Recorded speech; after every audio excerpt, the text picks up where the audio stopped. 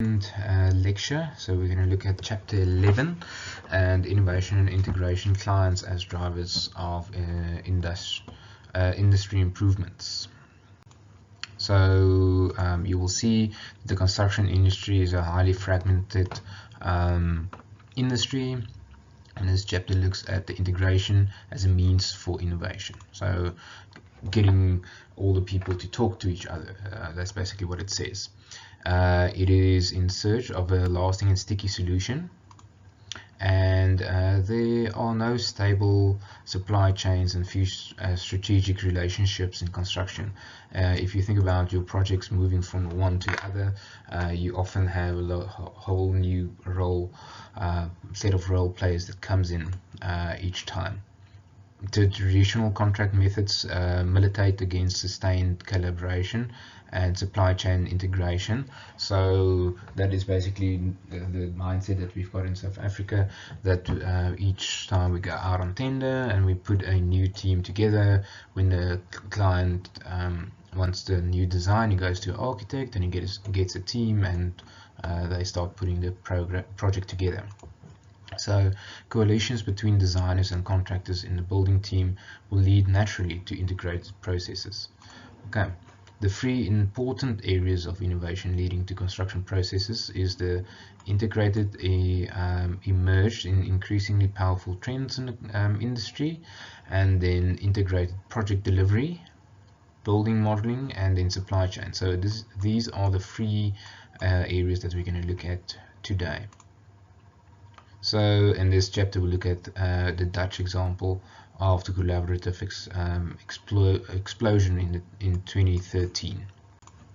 Okay, so the theory of integration, the integrated design and delivery solutions group of the International Council of Research and Innovation in Building and Construction has produced a roadmap. Okay, guys, so this roadmap is very important for me, especially for the exams. You must be able to know what it is and must be able to discuss it, the items. In the next slide we'll have a look at it. But basically the goal of is a sector where people with traditional and new skills practice more collaborative and communicate processes supported by pervasive but nearly transparent knowledge and information based on technology. These professionals will be working towards continuous improvements across every phase and significant task on the project, conceptual planning, and making the business case.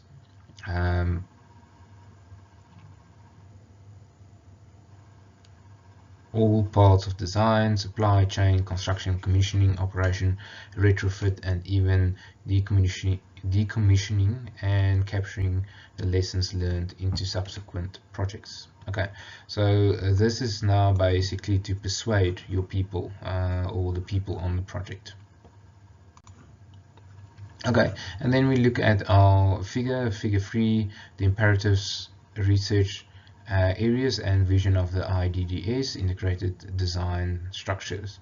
So this is the roadmap that I was talking about. So you must be able to discuss the training, knowledge, occupation, facilities, building information modeling, lean construction benefits, integrate the project delivery, where you have collaboration, interoperable technologies that you can actually use, integrated processes, and then in the middle you have your optimality. The vision is to minimize all forms of waste whilst delivering greater assured value for sustainable whole life cycle outcomes. Okay, so the drivers for this is the drivers for strategies for innovation diffusion. Is successful innovation entails both the development of new ideas, processes, or tools, as well as the take-up of that innovation throughout the industry. Innovation in the construction industry requires three components, namely idea generation, opportunity, and then diffusion. Okay, so the key factors that influence construction innovation in projects is the client, as we've seen it in our previous chapters, production structure, innovation networks, procurement systems, regulations, organizational resources, and the client acts as the catalyst to foster diffusion in innovation. They can also demand innovation. Very important. Okay, then the next diagram, winch model of innovation structures in the construction industry.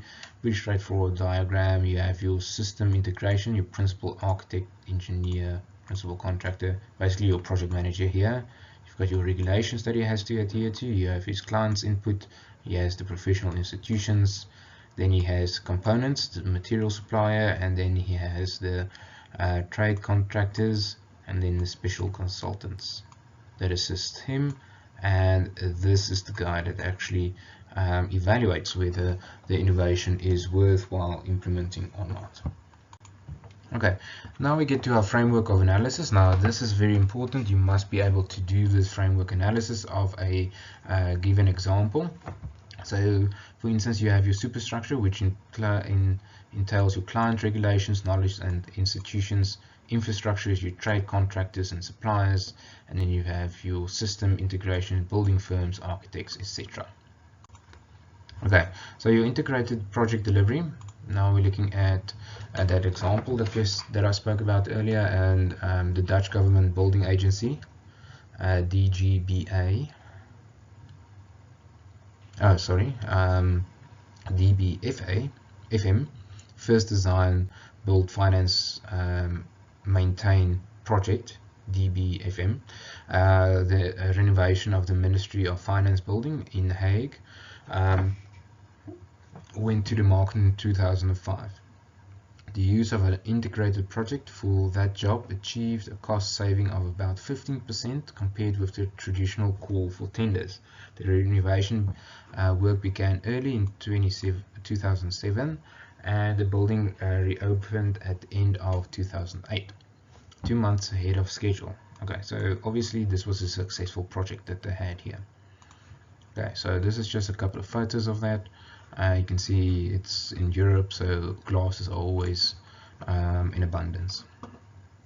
Okay, so what can we learn from here? Okay, so we take our project delivery, integrated project delivery table, and we look at what was our superstructure client, regulations, and knowledge institutions that was used. So your innovation diffusion strategy, consistent procurement of projects in this project, development of information structure and materials, uniting organizations involved, setting up clear and straightforward communication, development of supporting instruments such as standard terms and contracts, setting up communities of practice sharing information.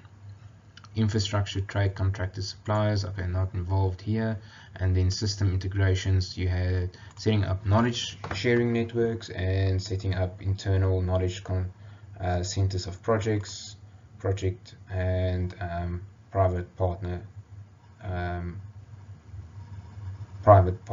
projects. Okay, and then setting up new legal entities to limit risks. Okay, that's the one system that was used. Then the next one is BIM, which you guys are very much aware. So the principles behind BIM were known already in the 1970s. It was too expensive at the beginning, only really started taking off in 2006. Today it still remains a largely emergent idea. The market pool is a major contributor to its use. Okay, so that's just a bit of background. But let's evaluate building modeling. Information modeling. So the superstructure is setting up your client's regulation knowledge institutions. So it's setting up means to share knowledge, development of supporting instruments such as standard exchange formats, legal applications of using BIM, setting communities up for of practice, sharing information, receiving major clients who ask for the use of BIM, developing new integrated processes as forms of collaboration through the chain. Okay, so infrastructure, trade contractor, suppliers, standardizing supply of data of the products in 3D software.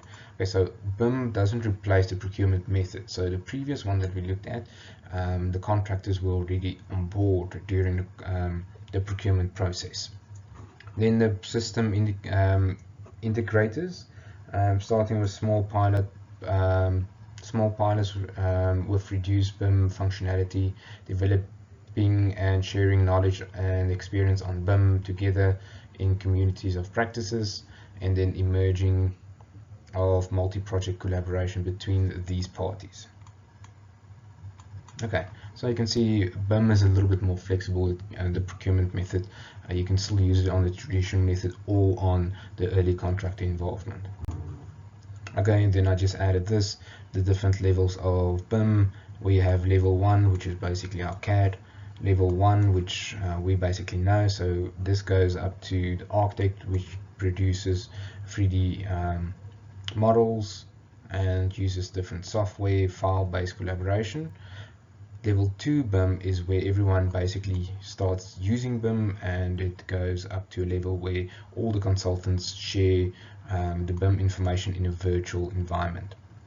IBIM, or level 3, is where the total lifecycle management is managed, from the design up to the actual maintenance of the building. So please remember that level 1, 2, and 3 does not refer to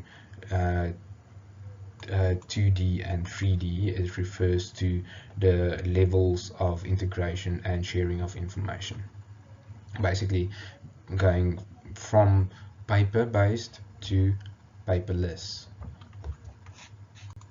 Okay, then supply chain integration, this is our last item, is a strategic relationship with designers, subcontractors and suppliers that lasts longer than the duration of one particular project. Participants have shown they are prepared to invest in each other's processes. Participants have shown they are prepared to invest in each other's processes. Okay, and then it's basically the contractor gives feedback to the supplier of, for instance, materials, specialist installations, and vice versa, that build on each other. So you have a sector involved in management organizations, property development, architects, local authorities, schools, care institutions, and businesses, all working basically together to integrate the building system. Okay, so now you can see this superstructure is receiving clients' requests for productivity in sequential projects, starting with pilot projects, engaging in knowledge sharing projects also with building firms. Infrastructure trade contractors, this is a little bit outside the trade contractors portfolio. This is usually new novel installations, same as with our first example. Okay, system integrators, you've got making joint developments, knowledge sharing products, starting with pilot projects and gain experience, then share and it is combined. Okay, then the conclusion, client organizations are in the best position to take the lead in the integration. Innovation scores low on Rogers 5 factors of influencing and adopting, and thus it may diffuse slowly until the particular demand is created for it. Remember that in construction there's usually higher risks, so that is why innovation is moving slowly. Client demands justifies further research in this sector, and then research in the performance of the client's demands. Okay, thanks guys, that's in a nutshell chapter 11. So we looked at the 3 different methods, and then we had to evaluate them. In the exam I might give you an example, and then you need to evaluate them against those 3 parameters as discussed. Thanks.